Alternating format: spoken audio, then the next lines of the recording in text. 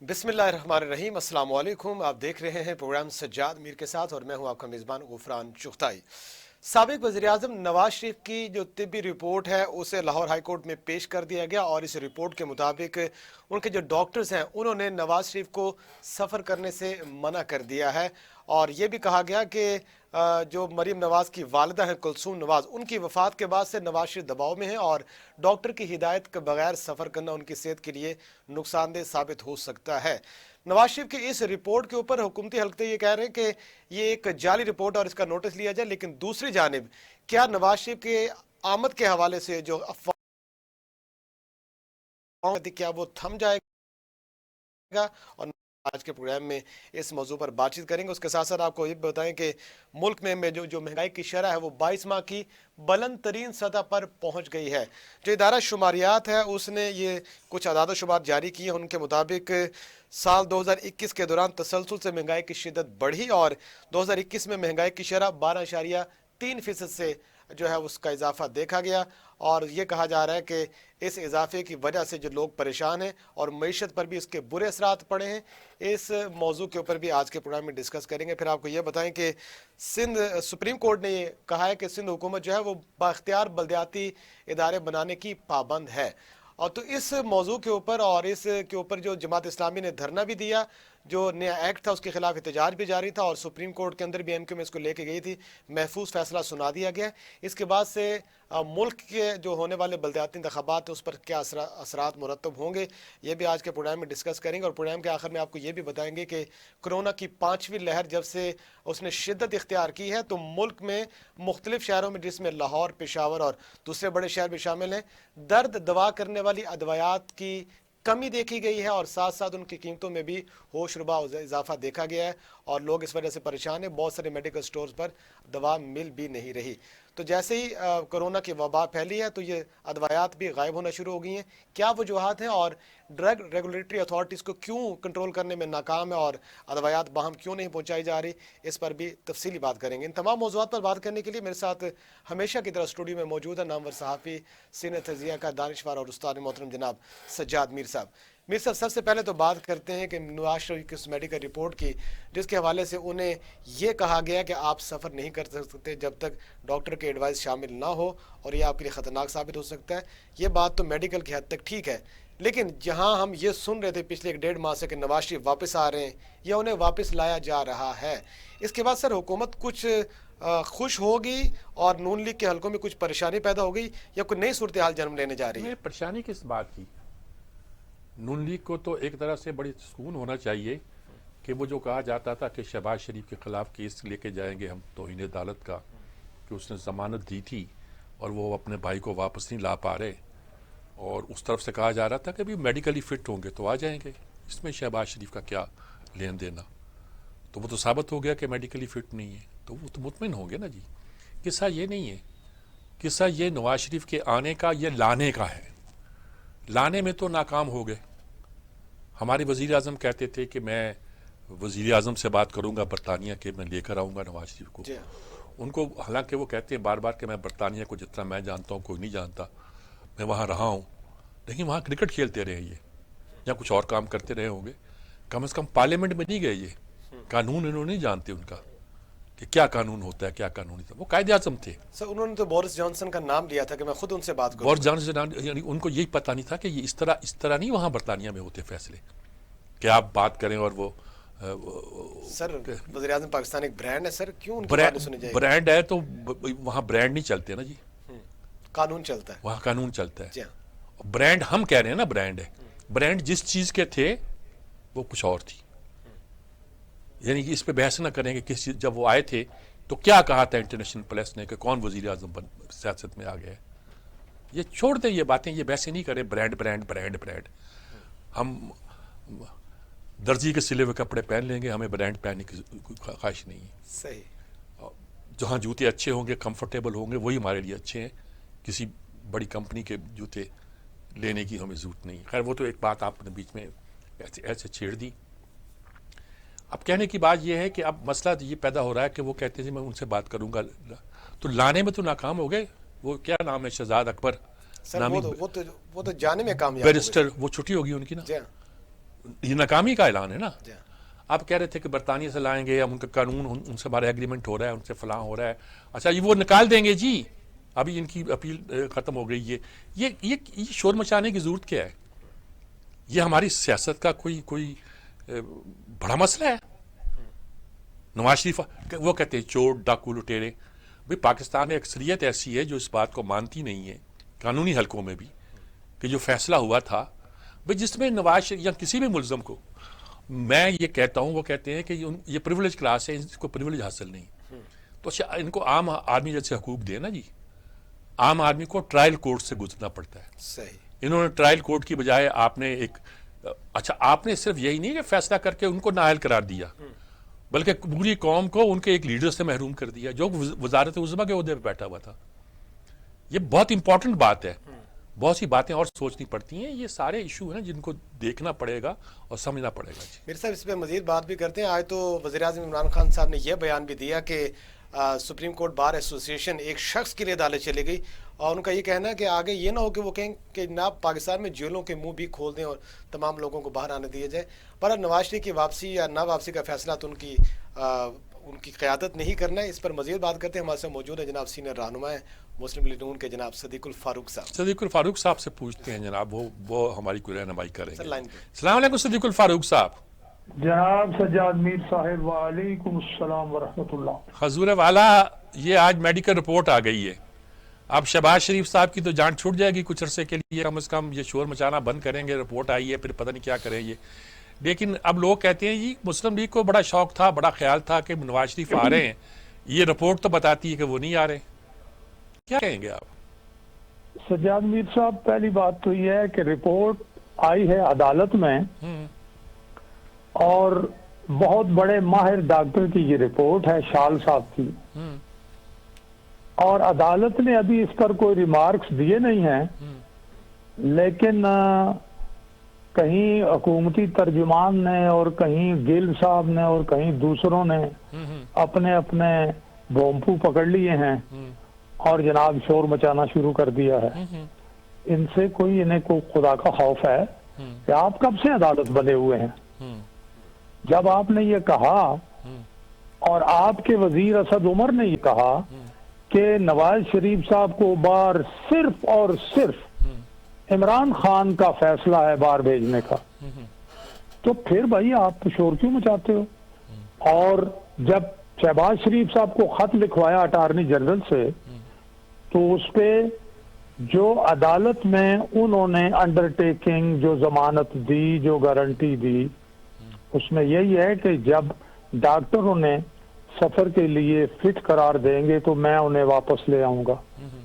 تو ڈاکٹر کی رپورٹ جمع ہو گئی ہے, لیکن یہ اپنی مرضی کی بات کرنا چاہتے ہیں. میں نے اور بھی کافی جگہ کہا, دیکھیں یہ 7 ارب کی کرپشن کا جو الزام ہے, ایک تو وہ جج اب اللہ میاں کے پاس پہنچ گئے ہیں ارشد ملک صاحب, ان کی ویڈیو اس سارے معاملے کا پول کھول دیتی ہے.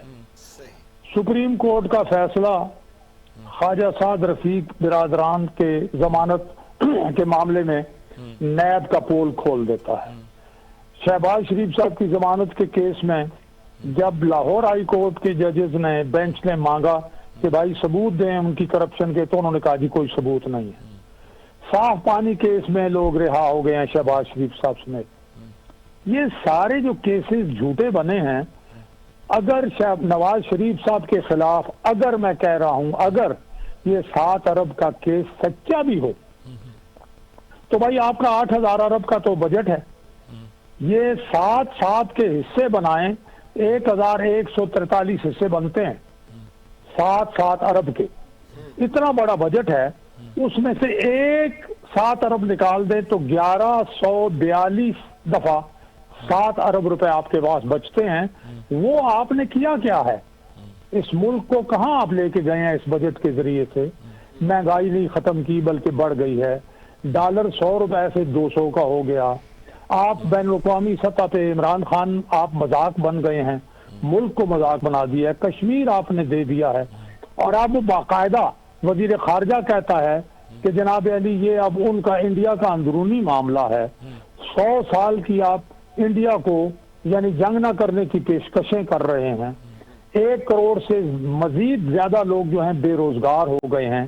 یہ آپ نے کیا ہے. لیکن آج ایک رپورٹ جو انہوں نے جمع کرائی ہے اس پہ پھر آپ نے شور مچانا شروع کر دیا ہے. تو کیا اس سے آپ عوام کے مسائل حل ہوں گے؟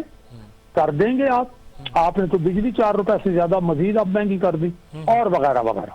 اب میں براہ راست جناب کے سوال کی طرف آتا ہوں کہ ہم نے یہی کہا کہ اور نواز شریف صاحب نے بھی یہی کہا کہ میں جلدی آپ کے درمیان ہوں گا. جی ہاں. ابھی ڈاکٹر صاحب کی اجازت کے بغیر تو وہ موو نہیں کریں گے. مریم صاحبہ نے بھی کہا, باقی نے بھی کہا, ذمہ دار تمام جو بڑے لیڈر ہیں کہ نواز شریف صاحب ڈاکٹر صاحب جب اجازت دیں گے وہ سفر کریں گے.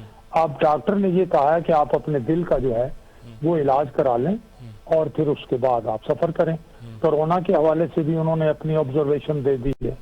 تو یہ ڈاکٹر کی رائے ہے. اب یہ اناڑی جو ہیں عطائی یہ اس پہ اپنی رائے دیتے ہیں تو ڈاکٹروں سے پہلے بات کریں نا آپ. اس کو ڈاکٹروں کے پاس ریفر کرے اگر عدالت تو اس پہ رائے لے لے ڈاکٹروں کی. لیکن انہوں نے کچھ, چونکہ ہر معاملے میں یہ ناکام ہے, کچھ نہیں کرتے. اب مسلم لیگ نون اپنی جگہ الحمدللہ بالکل متحد اور پاپولر پارٹی ہے. جتنے سروے آئے ہیں پاپولیرٹی مسلم لیگ نون کی بڑھتی چلی جا رہی ہے. اس لیے ہم سب مطمئن ہیں نواز شریف صاحب مہینے کے بعد آئیں, 2 مہینے کے بعد آئیں. کیونکہ برطانیہ آپ کو معلوم ہے کرونا کی بہت زیادہ زد میں آیا, بڑی وہاں لوگ ہلاکتیں ہوئیں. اب پھر یہ جو ویریئنٹ ہے کہ وہاں خاصا تیزی سے پھیلا ہے. ٹھیک ہے جی. تو اس میں بڑے جو اسپتال ہیں انہوں نے اپنے آپریشن تھیٹر جو ہیں وہ کلوز کر دیے ہیں, کیونکہ جس کا آپریشن ہو اس کو یہ اگر چلا جائے اندر تو اس کی جان کو خطرہ ہوتا ہے. تو جو ہی یہ صورتحال بہتر ہوتی ہے نواز شریف صاحب کا, یہ خدا تعالیٰ انہیں, میں ان سب کے لیے دعا کرتا ہوں کہ اللہ تعالیٰ انہیں بچائے اور نواز شریف صاحب کو بھی صحت کاملہ عطا فرمائے. لیکن اگر یہ خود اس منزل سے گزر رہے ہوں پھر انہیں پتہ چلے. انہوں نے تو بیگم کلثوم نواز کی صحت کا بھی مذاق بنایا. یعنی یہ اس حد تک ظالم ہیں, یہ اس حد تک کٹھور, اور ان کے دلوں میں یعنی ان کے سینے میں دل نہیں پتھر کی سلیں ہیں. یہ انسانیت سے گرے ہوئے لوگ ہیں جو اس طرح کی باتیں کرتے ہیں. ایک آدمی بیمار ہے, وہ کوئی آپ سے ڈرتا ہے؟ وہ تو اپنی بیٹی کو ساتھ لے کے آ گئے اور جیل چلے گئے. تو اس لیے وہ بالکل انشاءاللہ العزیز آئیں گے, اللہ نے چاہا تو, اور جلد آئیں گے. فکر نہ کریں. اور ملک کو اللہ کے فضل و کرم سے جس طرح انہوں نے ہمیشہ پاکستان کو اقتصادی طور پر ترقی دی, یہ الگ بات ہے کہ جب ترقی کی منزلیں چڑھنا شروع کرتا ہے پاکستان تو اندر سے ہی ایک میزائل مار کے پاکستان کو زمین پہ گرا دیتے ہیں. تو خدا کرے کہ اب بہتری ہو اور نواز شریف صاحب آئیں اور شہباز شریف صاحب مل کے اور پاکستانی قوم مل کے پاکستان کی قسمت سنوارے. بالکل ٹھیک بات ہے. بہت شکریہ آپ کا صدیق الفاروق صاحب, بالکل کلیئر آپ نے انالیسس کیا. بہت شکریہ صدیق الفاروق صاحب, آپ نے وقت دیا سر. بڑا کوئی معاملے میں ہے بھائی بات ہے, یہ میڈیکل ایشو ہے.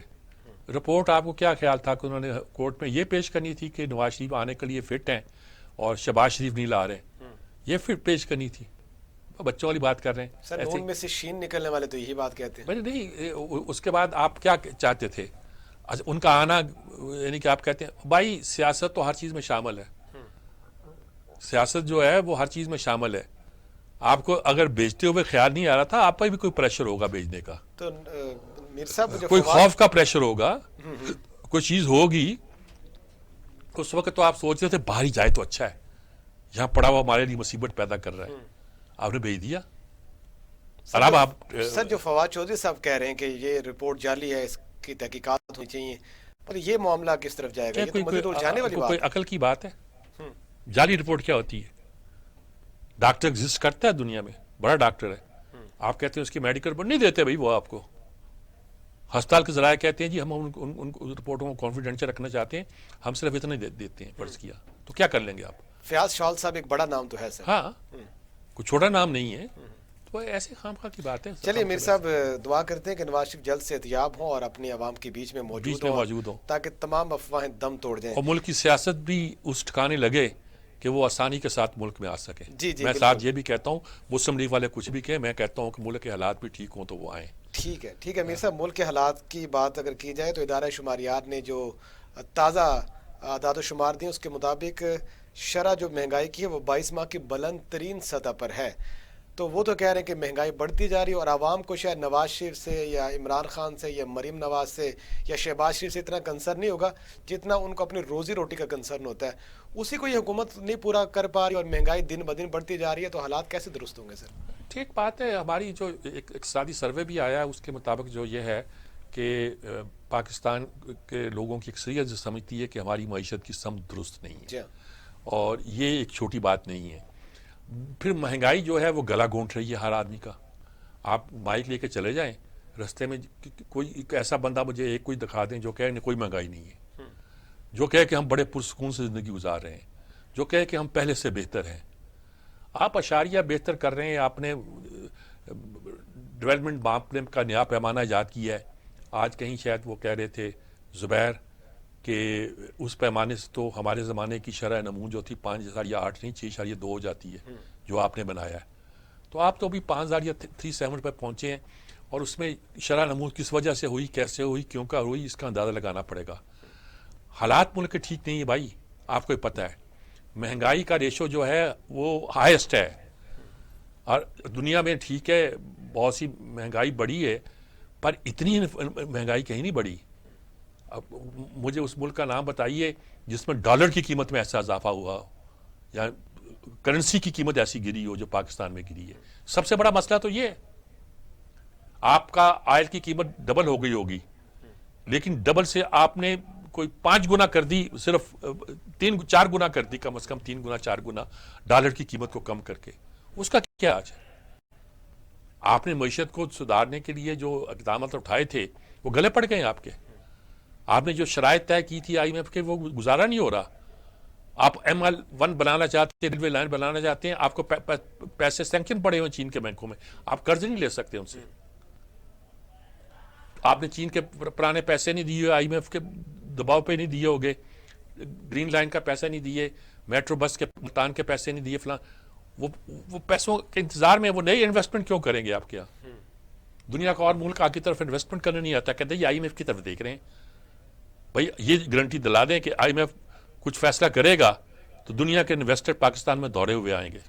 اب ہم نے لاجسٹک کا مسئلہ طے کر دیا, اب ہم نے انرجی کا مسئلہ طے کر دیا, اب ہم نے بہت سے مسائل طے کر دیے. کچھ بیوقوفیاں ہم کر رہے ہیں, یہ تو مسئلے پہلے زمانے سے طے ہو گئے, وہ بیوقوفیاں کر رہے ہیں, لیکن عام آدمی کو ان سب انڈیکیٹر سے کوئی فرق نہیں پڑتا. اس کے تو گلے پہ شکنجا کسا ہوا ہے. صاحب ہماری حکومت وزیروں مشیروں کی ایک بڑی فوج تو یہ راگ لابتے ہوئے نہیں سکتی کہ مہنگائی تو ایک عالمی مسئلہ ہے, اور اس عالمی مسئلے کے تناظر میں اگر پاکستان کو دیکھا جائے تو شاید اپنے خطے میں سستا ترین ملک بھی ہے. کس کی کرنسی اتنی گری یہ بتا دیں مجھے. عالمی مسئلہ ہے تو ڈالر کی قیمت ایسے کیسے آسمانوں پہ پہنچی, یہ کسی ملک کا نام بتا دیں مجھے.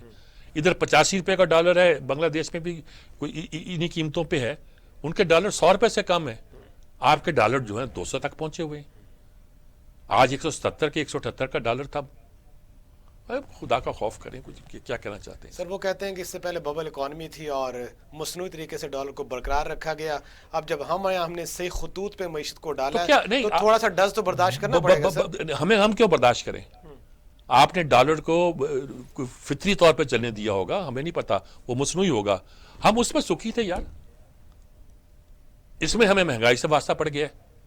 ہمیں اس سے کیا غرض ہے کہ عالمی معیشت کے انڈیکیٹر کیا کہتے ہیں؟ ہمیں تو پتا ہے کہ آپ کے اس اقدام نے ہماری معیشت کا ستیہ ناش کر دیا بقول آپ کے وزیر خزانہ بننے سے پہلے.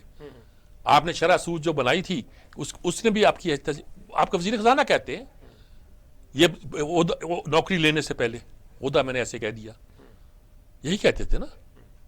تو اب آپ کیا اس پہ دلائل دیتے ہیں جی کہ مصنوعی طور پہ رکھا ہوا تھا یا فطری طور پہ تھا؟ ہمیں اس سے غرض نہیں ہے. ہمیں اس سے غرض ہے کہ اس اقدام کے نتیجے کے طور پر ہمارے ہاں مہنگائی کا طوفان آیا ہے. میر صاحب پھر کورونا کی جو لہر ہے, 5ویں لہر آ گئی, اور یہ کہتے ہیں جی کورونا نے ہماری معیشت کو بڑا ڈاؤن کیا, لیکن ہماری حکومت کی بہترین پالیسیوں کی وجہ سے ہم نے ملک کو ڈوبنے سے بچا لیا, اور ساری دنیا اس کی تعریف بھی کرتی ہے. اور یا جو بہترین پالیسیاں منہ سے نہ نکلوائیں, وہ آپ کا جو کمانڈ اینڈ کنٹرول اتھارٹی ہے نا, یہ لفظ ہی بتاتا ہے کہ کس کے قبضے میں ہے. صحیح, یہ سیولین لفظ نہیں ہے. اور میرے خیال میں آپ کے آرم فورسز نے جو بیسٹ کام کیا ہے وہ اس ادارے کو چلا کے کیا ہے, کنٹرول کیا ہے. انہوں نے دیکھا کہ سٹارٹ ہی میں دیکھ لیا کہ دنیا وبا آ گئی ہے, شاید عالمی اداروں نے کہا کہ ہم فنڈ بھی نہیں دیں گے, انہوں نے کہا کہ کنٹرول کرو اس کو. ایک اسد عمر بیٹھا ہوا, باقی سارے جرنیل بیٹھے ہوئے ہیں وہاں, ماہرین بٹھائے ہوئے انہوں نے, فیصلے وہاں ہوتے ہیں. اس کا کریڈٹ میں لیں, خام خواہ کسی کے منہ سے نکل جائے گی یہ بات, جیسے آج میرے منہ سے نکل گئی سر ہے. ٹیکنوکریٹس سر ہر شعبے سے انہوں نے اکٹھے کیے اور ملک کی معیشت کو ان کے ہاتھوں میں دی ہے. ثمرات تو آپ اور ہم دونوں دیکھ رہے ہیں. لیفٹیننٹ جنرل جو بٹھائے ہوئے ہیں وہ ٹیکنوکریٹ ہیں, اور بھائی انہوں نے سنبھالا ہوا آپ کی اس معاملے کو. آپ ایسے لگے ہوئے ہیں کہ ہم نے مائکرو لاک ڈاؤن اور سمارٹ لاک ڈاؤن کے کانسیپٹ دنیا میں پیش کیا, اور اب دنیا میں کئی جگہ ہوا ہے, ایسی کوئی بات نہیں ہے. جہاں ہوتا ہے وہ وہی کرتے ہیں, اتنے علاقوں میں کر دیتے ہیں. اور جس طرح خدا نہ کرے مغرب میں پھیلا ہے, اٹلی میں, اسپین میں, برطانیہ میں, جرمنی میں, وہ تو قصہ ہی اور ہے. اب وہاں کے لوگ بغاوت کر رہے ہیں. وہ بغاوت اس لیے نہیں کر رہے کہ پاکستان ہمارا سسٹم اپنا ہو, بغاوت اس لیے کر رہے ہیں کہ بات ہو گئی یار, وہ لوگ ہی اس طرح کے ٹائپ کے ہیں, آزادی مانگتے ہیں. امریکہ میں بھی لوگ اس طرح کرتے ہیں. وہ چلا نہیں گیا تھا کھلاڑی آسٹریلیا میں, نوواک جوکووچ کی بات ہاں, جی ہاں کہ میں نے نہیں لگانا انجیکشن, ویکسین نہیں کرانا. ڈیفینیٹلی. انہوں نے نکال دیا پکڑ کے, چلو بات چل بھاگ. انہوں نے کیس کیا, انہوں نے نہیں کہا میری قانون ہے. انہوں نے میرا ورڈ ریکارڈ بن رہا ہوگا, وہ ٹائٹل سے باہر ہو گئے, اس کے باہر ہو گئے جی. تو یہ ساری چیزیں ہیں, دنیا اپنے حساب سے چل رہی ہے, اس طریقے سے چل رہی ہے. نیوزی لینڈ میں اس سے بھی سخت ہے, آپ کی ٹیم کے دنوں کرنٹائن میں رہی, یاد ہے نا آپ کو, جی ہاں. جواب وقت ہے. تو بھائی یہ ایسے بڑکے نہیں مارے, معیشت آپ کی خراب ہے, لوگوں کے گلے میں پھندا پڑا ہوا ہے اور ان کو ہوش نہیں آ رہی بالکل. ٹھیک ہے, ہم اس سے اس معاملے پہ مزید بات بھی کرتے ہیں, کیونکہ یہ جو کرونا کے بعد کی جو صورتحال ہے اور معیشت کی جو بگڑتی ہوئی صورتحال ہے, یہ اس نہج پر کیوں پہنچی ہے. کوشش کرتے ہیں کہ اسے ہمارے معاشیات اس حوالے سے جان سکیں. یہاں پر وقت ہو ایک بریک کا, ہمارے ساتھ رہیے گا.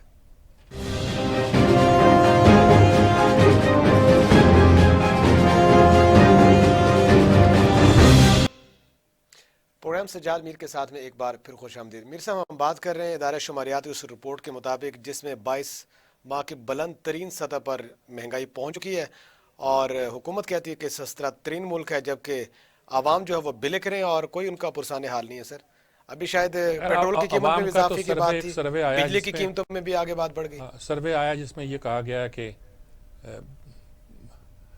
عوام جو سمجھتے ہیں کہ پاکستان کی معیشت کی سمت درست نہیں ہے, اور مہنگائی کی شرح یقیناً انہوں نے, ہمارا ادارہ شماریات نے کہا کہ ہائیسٹ سطح پر ہے.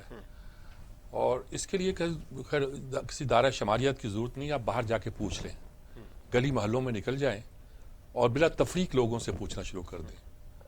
آپ کو اگر آپ نیوٹرل رہنا چاہتے ہوں گے تو آپ کو نیوٹرل رہنا مشکل ہو جائے گا. مطلب میرا کہ آپ بیلنس کرنا چاہیں گے نا, جی ہاں, جی ہاں. جیسے ہمارے بہت سے لوگ کرتے ہیں کہ آدھی رپورٹ اترا نہیں ملے گا کوئی آپ کو. سر ماہر معاشیات کی رپورٹ کے اس معاملے پر ہمارے ساتھ موجود ہیں جناب ڈاکٹر قیس اسلم صاحب, ان سے جانتے ہیں سر. جی قیس اسلم صاحب سے جانتے ہیں جی. وہ السلام علیکم ڈاکٹر صاحب. وعلیکم السلام سر, کیا حال ہے آپ کا؟ ڈاکٹر صاحب, وہ اب ادارہ شماریات کی رپورٹ آئی ہے کہ مہنگائی اپنی ہائیسٹ سطح پر ہے اور ڈبل ڈیجٹ میں ہے, اور ادھر سے ایک سروے بھی آیا ہے جو کہتا ہے کہ لوگوں کا پرسیپشن یہ ہے کہ پاکستان کے 70% لوگ جو سمجھتے ہیں کہ ہماری معیشت کا رخ جو ہے صحیح سمت پہ نہیں ہے, اور باقی 30% تو ایسے ہوتے ہیں جو پولیٹیکلی شاید کچھ احتیاط کر رہے ہوں. کیا سمجھیں گے آپ؟ سر دیکھیں, بات یہ ہے کہ جو ڈیٹا جب آ جائے, جب اعداد و شمار آ جائیں تو پھر اس کو ریفروٹ کرنا تو بہت مشکل ہے. ٹھیک ہے, یہ بات صحیح ہے. جس قسم کی مس مینجمنٹ اور جس قسم کی مس گورننس ہے تو نیچرلی یہ مہنگائی بڑھتی جا رہی ہے. ٹیکس بھی آپ بڑھا رہے ہیں اور آپ فوراً انفلیشن کو بھی امپورٹ کر رہے ہیں. یہاں بھی مافیاز ہیں جو نیچے کرنے کو تیار ہی نہیں ہے. گورنمنٹ کی اپنی ریٹ نظر نہیں آتی. اس کے علاوہ جو ٹرانسپیرنسی انٹرنیشنل نے رپورٹ دی ہے کہ کرپشن کے انڈیکس میں بھی آپ اب نیچے آئے ہیں. تو کرپشن بھی ہو, مس مینجمنٹ بھی ہو, اور پھر ڈالر جس لیول پہ چلا گیا, امپورٹس آپ کر رہے ہیں زیادہ تر چیزیں, اناج بھی, یہ ہم بات ہر دفعہ کرتے ہیں. تو اصل میں تو آپ چاہیے یہ تھا کہ جو آپ کی روزمرہ کی چیزیں ہیں جس میں دالیں ہیں, دودھ ہے, میڈیسنز ہیں, ان کو پھر سے یا ٹیکس اڑانا چاہیے تھا یا سبسڈیز دینی چاہیے تھی. اب آپ ہر جگہ سے پیسے, یہ جو ہمارے منسٹرز کہتے ہیں کہ سستا ترین ملک ہے کیونکہ ان کو مفت چیزیں ملتی ہیں, ان کو پیٹرول بھی مفت ملتا ہے, ان کو بجلی بھی مفت ملتی ہے, اور چیزیں بھی مراتے میں ملتی ہیں, تو وہ جو مرضی کہہ لیں. مگر آپ نے بات صحیح کی کہ جب آپ گلی محلے میں لوگوں سے پوچھیں گے تو اب مڈل کلاس بھی لوور مڈل کلاس میں آ گئی, لوور مڈل کلاس جو ہے وہ پاورٹی لائن کے قریب قریب آ گئی ہے.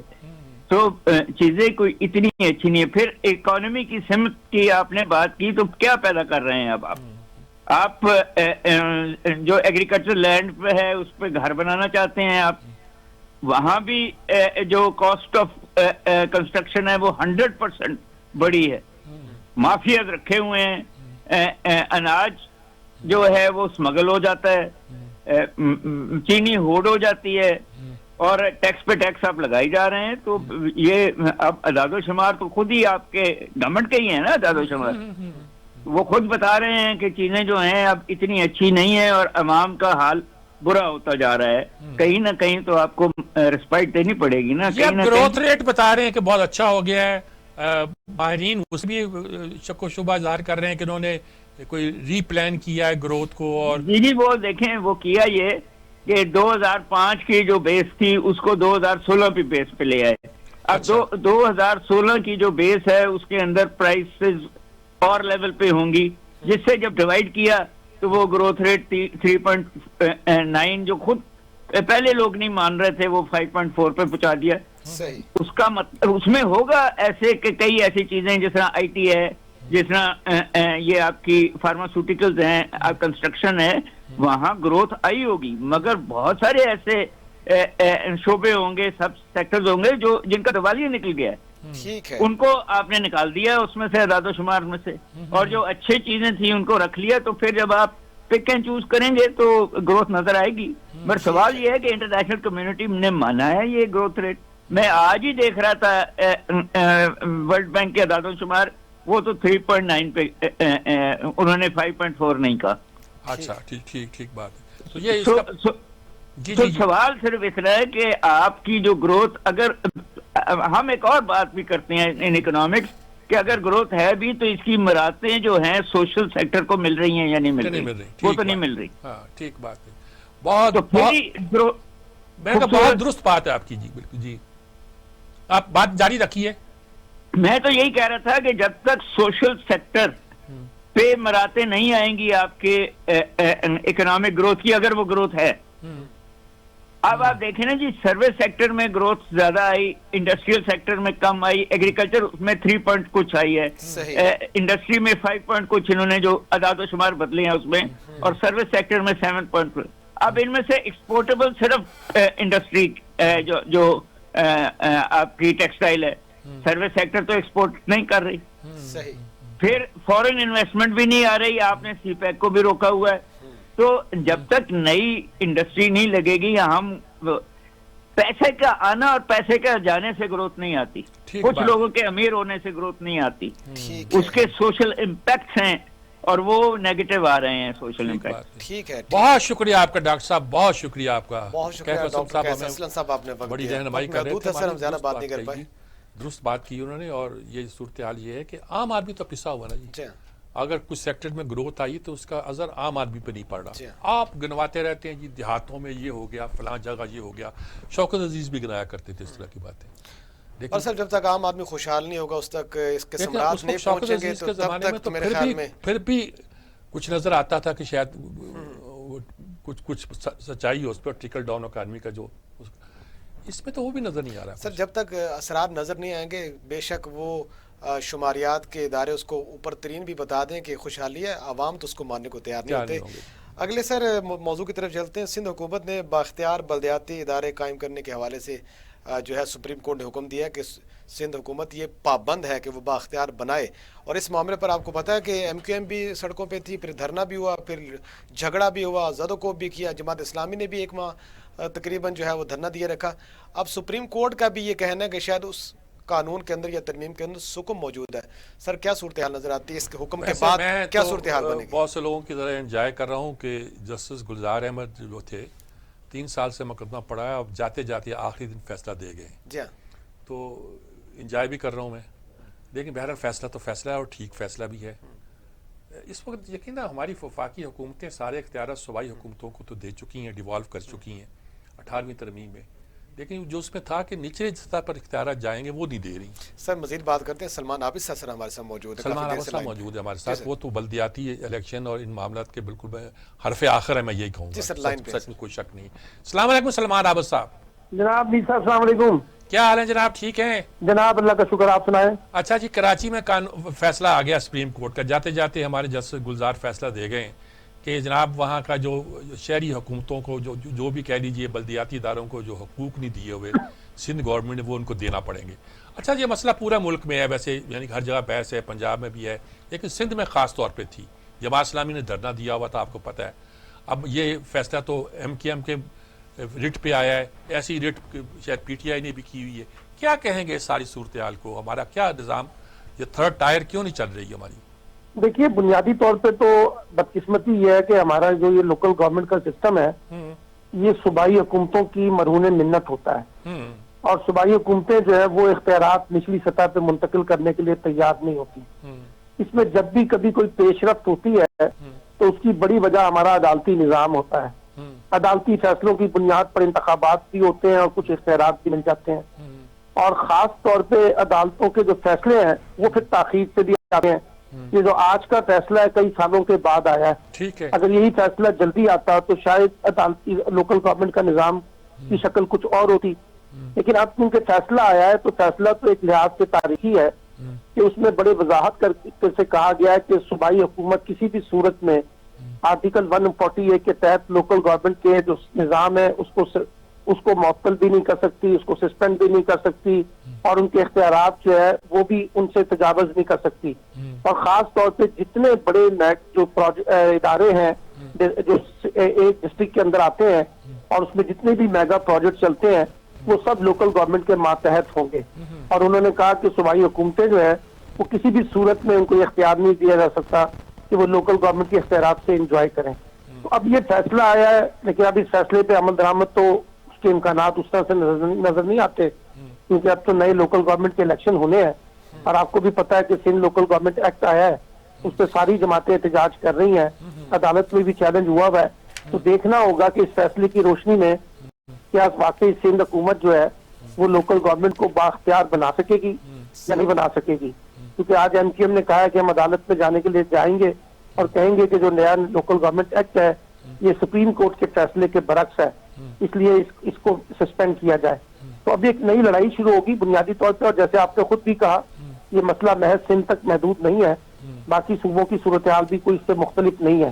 اور ایک بڑی وجہ جو آپ بھی سے اتفاق کرتے ہیں، ہمیشہ اس بات پہ آپ اس کا اظہار کرتے ہیں کہ جب تک وفاقی حکومت کا کوئی بڑا کردار نہیں ہوگا لوکل گورنمنٹ جو ہے اس طرح سے مضبوط نہیں بن سکیں گے. اور یہ جس طرح سے 18ویں ترمیم ہوئی تھی، اسی 18ویں ترمیم کے تحت جب مرکز نے صوبوں کو اختیارات دیے ہیں تو صوبوں کو پابند کرنا پڑے گا. یہ فیڈرل گورنمنٹ ہی پابند کر سکتی ہے کہ وہ لوکل گورنمنٹ کو بااختیار بنائے.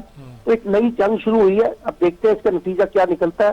لیکن کوئی اگر یہ سمجھے گا کہ فوری طور پہ ان لوکل گورنمنٹ کو بااختیار بنایا جائے گا تو اس کے امکانات تو بڑے محدود نظر آتے ہیں. اچھا یہ بات ٹھیک کہہ رہی ہے، لیکن کیا لگتا ہے کہ آپ کو الیکشن ہو پائیں گے اسی بحث کے نتیجے کے طور پر؟ ابھی لیجسلیشن ہوگی، پھر وقت دیا جائے گا، حلقہ بندیاں ہوگی، فلاں ہوگا. یہ حکومتیں الیکشن پوسٹ، صوبائی حکومتیں الیکشن پوسٹ پون تو نہیں کرنا چاہتی؟ دیکھیے صوبائی حکومتیں تو الیکشن کروانے میں کوئی زیادہ دلچسپی نہیں لیتی. ابھی بھی جہاں الیکشن ہوئے ہیں جیسے کے پی کے میں ہوئے ہیں وہ بھی الیکشن کمیشن کی مداخلت کی وجہ سے ہو رہے ہیں اور سپریم عدالتوں کی مداخلت کی وجہ سے ہو رہے ہیں. پنجاب میں بھی جو لوکل گورنمنٹ کے الیکشن مئی میں ایکسپیکٹڈ ہیں، آج الیکشن کمیشن نے کہا ہے کہ جناب اس کا مرلہ وار شیڈول جو ہے وہ جاری کر دیں گے. تو یہ اگر سندھ میں بھی لوکل گورنمنٹ کا الیکشن ہونا ہے تو وہ سندھ حکومت سے زیادہ الیکشن کمیشن کے فیصلے کے تحت ہی ہو سکے گا. اور آلریڈی الیکشن کمیشن جو ہے سندھ حکومت کے اس موقف کو مسترد کر چکا ہے کہ جب تک سینسز نہیں ہوں گے ہم الیکشن نہیں کروائیں گے. اور اب انہوں نے سندھ حکومت کو بھی کہا ہے کہ الیکشن شیڈول جاری کریں. لیکن اب یہ جو آج کا جو فیصلہ ہے اس میں دیکھنا ہوگا کہ یہ جو موجودہ لوکل گورنمنٹ لا ہے اس وقت 2021 کا سندھ کا، کیا یہ پریویل کرے گا یا یہ نئے سرے سے اس کی لیجسلیشن ہوگی. اور اگر یہ نئے سرے سے لیجسلیشن ہوگی تو یقینی طور پہ الیکشن میں تھوڑی سی تاخیر بھی ہو سکتی ہے. ٹھیک ہے، بہت شکریہ آپ کا سلمان عابد صاحب، بہت شکریہ آپ کا. آپ نے بہت وضاحت کے ساتھ سلمان عابد صاحب بہت بیلنس پوائنٹ آف ویو ہے، درست پوائنٹ آف ویو ان کا. ٹھیک ہے، یہی دیکھا جائے تو اس میں کوئی कोताही नहीं है, बिल्कुल दुरुस्त बात कही है। मेरे साहब प्रोग्राम के कुछ मिनट बाकी हैं तो हमने एक मौजू पे बात करनी है कि कोरोना की 5वीं लहर मुल्क में फैल रही है और जैसे जैसे ये शिद्दत इख्तियार कर रही है तो बुखार की अदवायात, जिस्म की दर्द को दूर करने वाले अदवायात या तो वो नायाब हैं या उनकी कीमतों में 40 से 50% इजाफा हो गया है और ड्रग रेगुलेटरी अथॉरिटी कुछ करने के लिए जो है वो मौजूद नहीं है। ये आम सी दवा है जिसे पैरासीटामोल कहते हैं जी और जिसको पैनाडोल के नाम पे दुनिया भर में जानी जाती है और जिसके इश्तिहार में ये कहा जाता था कि पाकिस्तान के डॉक्टरों की सबसे ज़्यादा प्रिस्क्राइब की जाने वाली दवा है, वो गायब क्यों हो गई है और महंगी क्यों बिक रही है? और ये है कि आपने एक कंपनी को पैरासीटामोल की इजाज़त तो नहीं दूसरों को भी दी होगी। जब ये जेनरिक सिस्टम हमारे यहाँ चला था तो मुल्क में पैरासीटामोल कई कंपनियाँ बनाती थी। मुल्क में बहुत से अदारे ऐसे हैं, बहुत सी अद्वियात ऐसी हैं जिसमें पैरासीटामोल इस्तेमाल होती है। पहले APC होती थी एक ज़माने में, एस्पिरिन, पैरासीटामोल, कोडीन की वजह से ख़त्म हुई। अब दर्द की कई दवाएं मैदे में है तो उसमें ही पैरासीटामोल है, फलां है तो उसमें पैरासीटामोल है, मुख्तलिफ दवाएं हैं। आपको जोड़ों का दर्द है तो उसमें पैरासीटामोल है किसी और इंग्रेडिएंट के साथ। तो रॉ मटेरियल तो यहाँ खासा मौजूद होगा ना जी। ठीक है, आप दूसरों को इजाज़त दे दें कि पैरासीटामोल बना लें और उसकी अगर उस वक्त तो एफिकेसी उसकी नहीं थी जब जनक नाम आए थे, अब आप पैदा कर दीजिए। मेरे साहब क्यों शॉर्टेज हुई है और क्या हुकूमत इस हवाले से इक़दामात कर रही है? जो हमारे साथ मौजूद हैं एडवाइज़र हेल्थ हैं CM2 पंजाब हनीफ पताफी साहब, उनसे जानने की कोशिश पूछते हैं। पताफी साहब अस्सलाम वालेकुम। जी वालेकुम सलाम वरहमतुल्लाह। जनाब क्या पैरासीटामोल नहीं लोगों को मिल रही, पैनाडोल के नाम से जो आती है कुछ नहीं मिल रही, बाजार में जाते हैं सब्सिट्यूट मांगते हैं वो भी नहीं मिल रहा, क्या हो गया? रॉ मटेरियल तो सब बहुत होना चाहिए मुल्क में।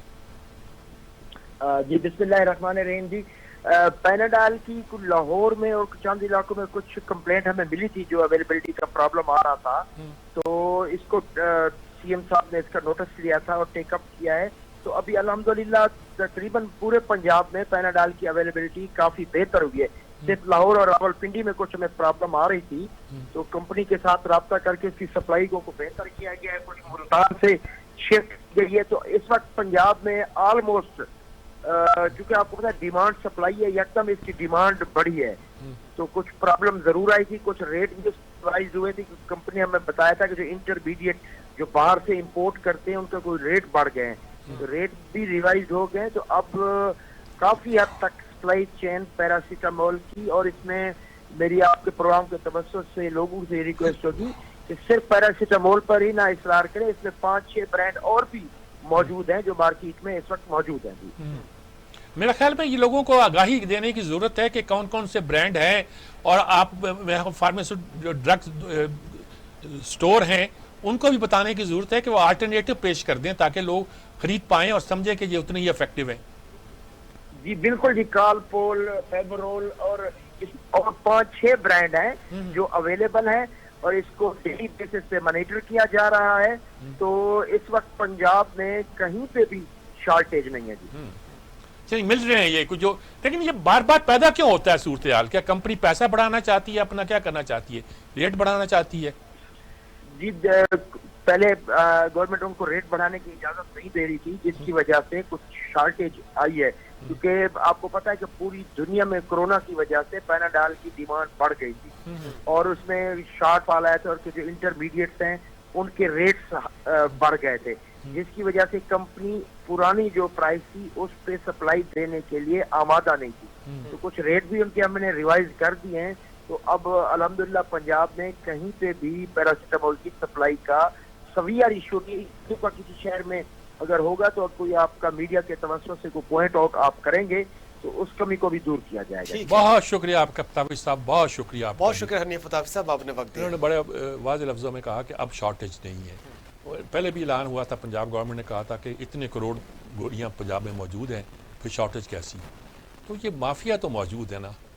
वो कहते हैं शुगर मौजूद होती है तो हमारी शुगर गायब हो जाती है, गंदम मौजूद होती है, गंदम गायब हो जाती है, कागज़ों में हर चीज़ मौजूद होती है। कौन ज़ख़ीरा अंदोज़ एकदम माफिया बन के इतने पॉपुलर हो गए हैं, यानी इतने कदावर हो गए हैं, ज़ोरदार हो गए हैं कि वो डिक्टेट करा रहे हैं हुकूमतों को भी, सबको। इस पर सोचना चाहिए। ठीक है मीर साहब, हुकूमत की रिट तो तभी नज़र आती है जब इन माफियाज को कंट्रोल करने के लिए एक मुनज़्ज़म निज़ाम मौजूद हो। अगर वो इदारे अपना अपना काम कर रहे होंगे तो शायद ये शिकायत पैदा ही नहीं होगी। इसी के साथ अपने मेज़बान गुफरान चौधरी को प्रोग्राम सज्जाद मीर के साथ से इजाज़त दीजिए। अल्लाह ने के बाद।